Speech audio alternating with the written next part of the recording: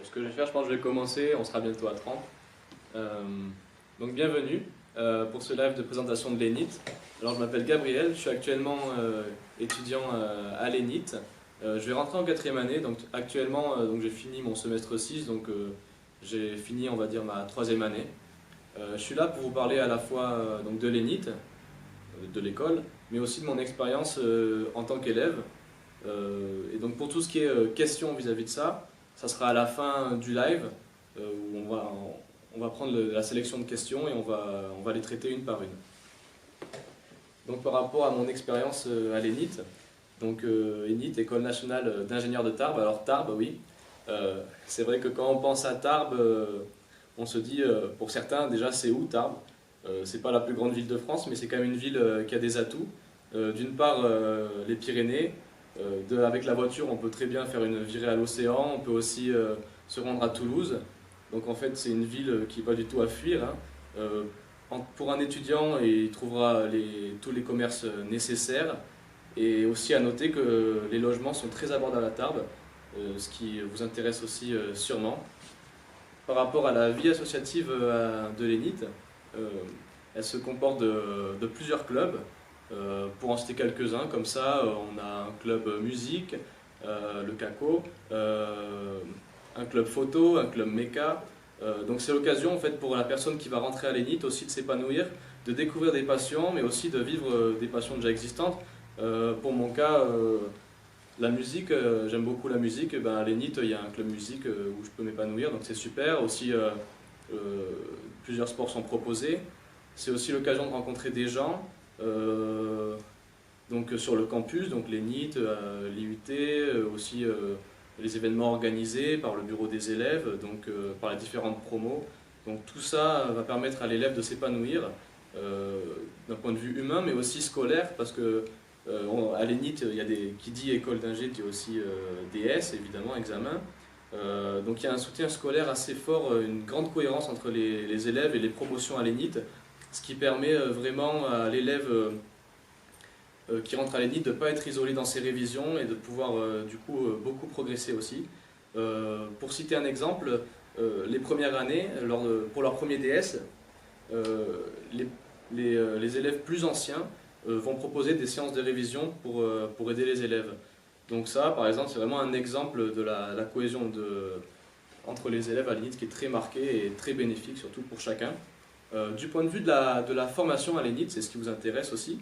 Donc c'est une école d'ingénieurs généralistes à dominante génie mécanique et aussi génie industriel.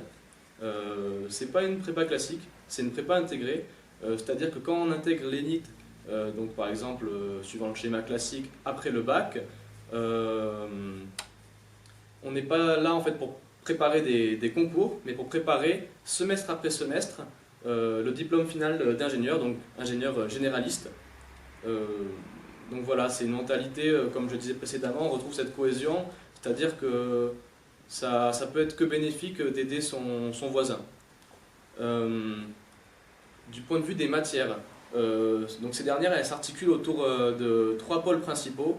On a les sciences de base, par exemple les mathématiques, qui vont être davantage des outils pour les sciences de l'ingénieur. Et ces sciences de l'ingénieur, à l'ENIT, elles sont particulièrement, on va dire, mises en avant, que ce soit par des cours TD, de construction, de conception, des TP de fabrication aussi. On va avoir du tournage, du fraisage, mais aussi on va pouvoir toucher à la CAO, un peu plus tard à la FAO. Et donc à l'ENIT, on utilise ici CATIA, donc qui est très utilisé dans le domaine aéronautique. Et donc ça permet à l'élève qui rentre à l'ENIT, et je dis bien dès la première année, de toucher à toutes ces choses-là. Et c'est vraiment une réelle opportunité parce que ce n'est pas le cas partout. Et ensuite, on a aussi, dernier pôle principal, je dirais les sciences humaines, économiques et sociales. Donc ici, on va retrouver tout ce qui est communication, mais aussi les langues. Alors la LV1 anglais imposé, et LV2 aussi imposé, sauf cas exceptionnel. Donc là, on aura les classiques, donc l'allemand, l'espagnol, mais on peut aussi faire de l'italien, l'ENIT, du portugais, même du chinois.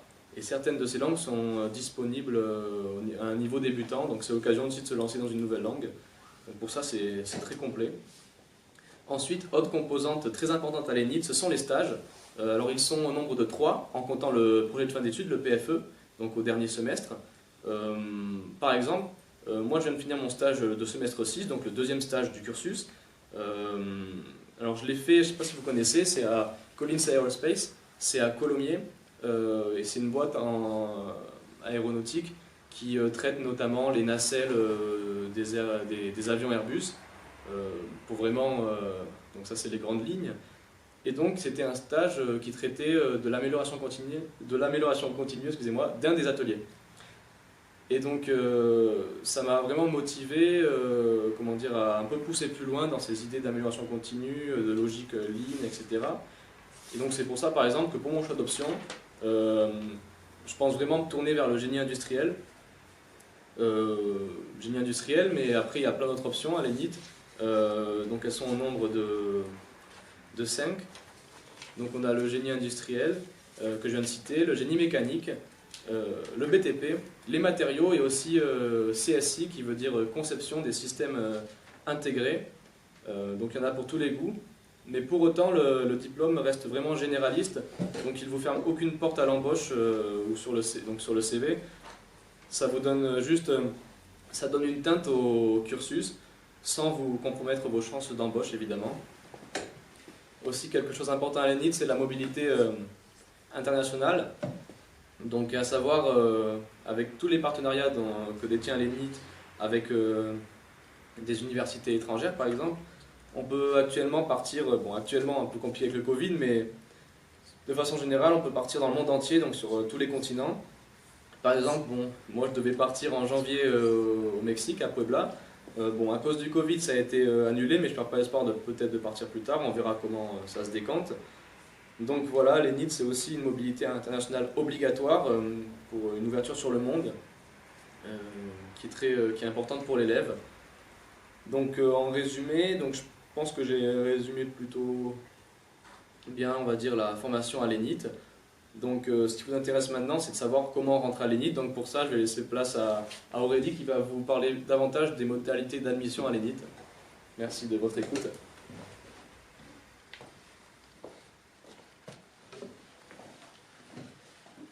Bonjour tout le monde. Donc pour intégrer l'ENIT, on peut l'intégrer niveau bac ou niveau bac plus 2 aussi. Donc niveau bac, on l'intègre en première année. Il faut passer plutôt bac général à profil scientifique. Il faut passer le concours GEPI Polytech. Donc le concours GEPI Polytech, c'est quoi? C'est au préalable une étude de dossier où on prend en compte vos notes de première en maths, en physique-chimie, en anglais et le bac de français. Et pour la terminale, les maths, l'aspect scientifique que vous aurez choisi en terminale et l'anglais. À l'issue de l'étude de dossier, les meilleurs candidats, il y en a à peu près 15 à 20%, vont passer une épreuve orale. C'est un entretien de motivation qui dure à peu près 30 minutes ou alors une épreuve écrite. L'épreuve écrite, elle aura lieu le vendredi 30 avril de 14h à 17h. C'est une épreuve de maths et une épreuve de spé scientifique au choix, donc selon celle que vous aurez choisie en terminale, à savoir entre la physique-chimie, les SVT, le NSI ou les SI. Donc tout ça vous donnera un classement qui vous permettra ou pas d'intégrer l'ENIT ou une autre école. On intègre aussi donc 150 places pour le bac général, mais on intègre aussi des STI 2D. Dans les STI 2D, il y a 8 places. Il faut savoir qu'on est en partenariat avec l'IUT de Tarbes et le département GMP, Génie mécanique et productique. Cela veut dire que si vous êtes admis à l'issue du concours GEPI Polytech, vous passerez vos 2 premières années à l'IUT de Tarbes et intégrerez directement la 3e année à l'ENIT.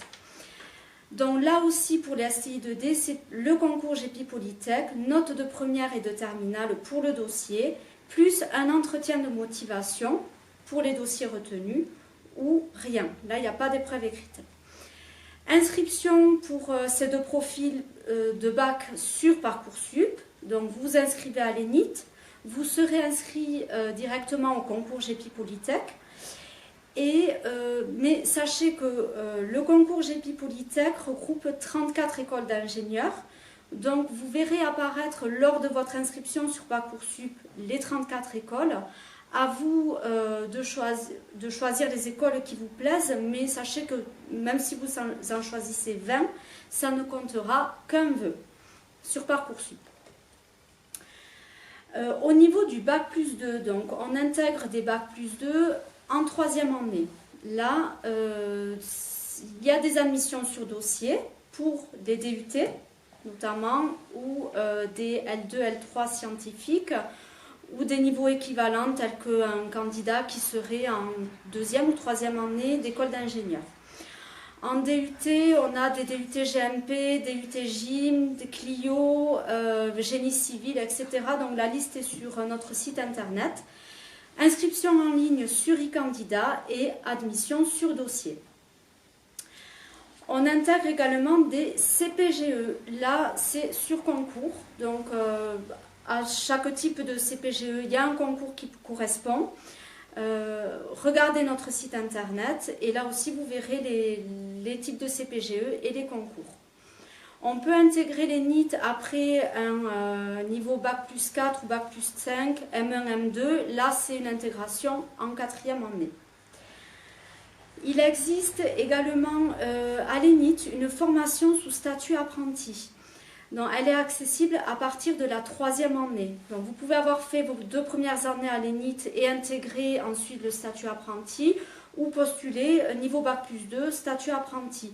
À la fin, c'est le même diplôme et 2 options au choix, génie mécanique, génie industriel ou le BTP. Sachez que si vous avez raté le début de cette vidéo, elle sera accessible sur le compte Facebook ou Instagram. J'en ai fini pour le recrutement. Maintenant, place aux questions. Merci.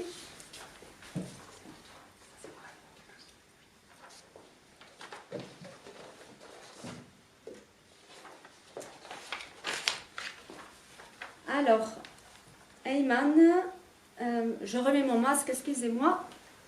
J'ai Gabriel qui me rejoint.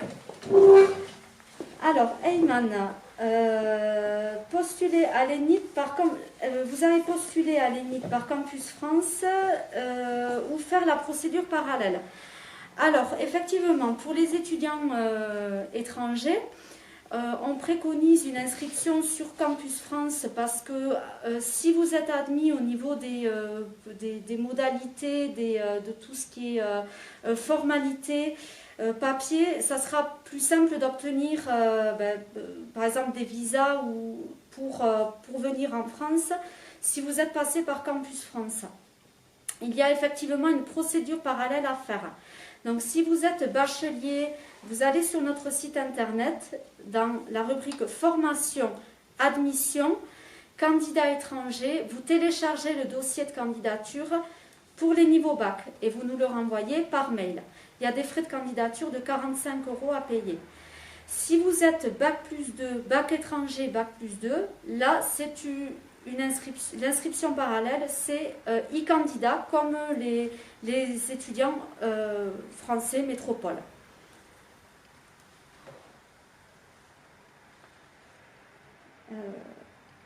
Alors, un ancien élève tient à préciser que l'école existe depuis plus de 50 ans, effectivement.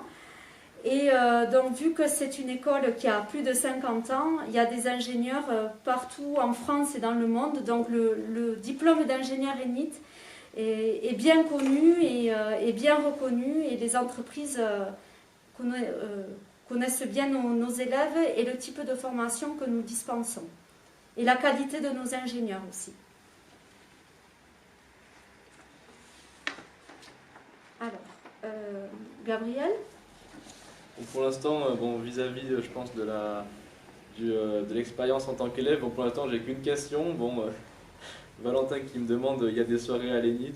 Forcément, hors Covid, il y en a. Là, avec le Covid, c'est compliqué, mais normalement, évidemment, il y en a quelques-unes pour décompresser dans la mesure du raisonnable. Mais oui, il y en a. comme il y a d'autres événements pour les étudiants, pour souder les élèves entre eux. Voilà. Bon, j'espère avoir d'autres questions.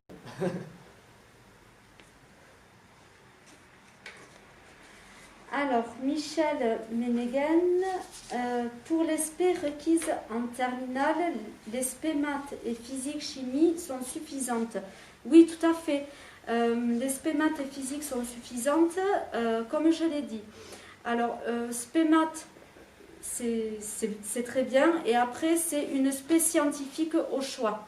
Donc, entre le NSI, sciences du numérique, sciences de l'ingénieur, ou SVT, ou physique-chimie. Donc oui, il n'y a pas de souci pour spé maths et physique-chimie. Et je tiens juste à préciser que si jamais vous êtes en terminale avec 2 spé scientifiques et maths complémentaires, là aussi, c'est un choix d'orientation qui peut vous permettre aussi de réussir le concours et d'accéder aux écoles, notamment à l'ENIT. Alors, Smarties, quels sont les débouchés après l'ENIT? Alors, l'ENIT forme des ingénieurs généralistes. Généraliste, ça veut dire que vous pouvez travailler sur n'importe quel secteur d'activité et sur des services ou expertises différentes. Par exemple, nous, on a des ingénieurs qui travaillent dans le domaine du BTP, dans le domaine des transports, par exemple l'aéronautique, l'automobile, l'aérospatiale. On a des ingénieurs qui travaillent dans le secteur des énergies, dans la métallurgie, dans le chimique, dans l'agroalimentaire aussi. Et ils peuvent avoir des expertises, ça peut être des ingénieurs de terrain, par exemple conducteurs de travaux, si c'est dans le BTP. Ils peuvent travailler dans la maintenance, dans la gestion de production, mais ils peuvent aussi travailler plutôt sur de la recherche, en bureau d'études, en qualité, logistique, ingénieur d'affaires. Voilà, le métier de l'ingénieur, les fonctions d'un ingénieur, il y en a beaucoup. Et le fait d'être généraliste va vous permettre aussi de découvrir plein de domaines.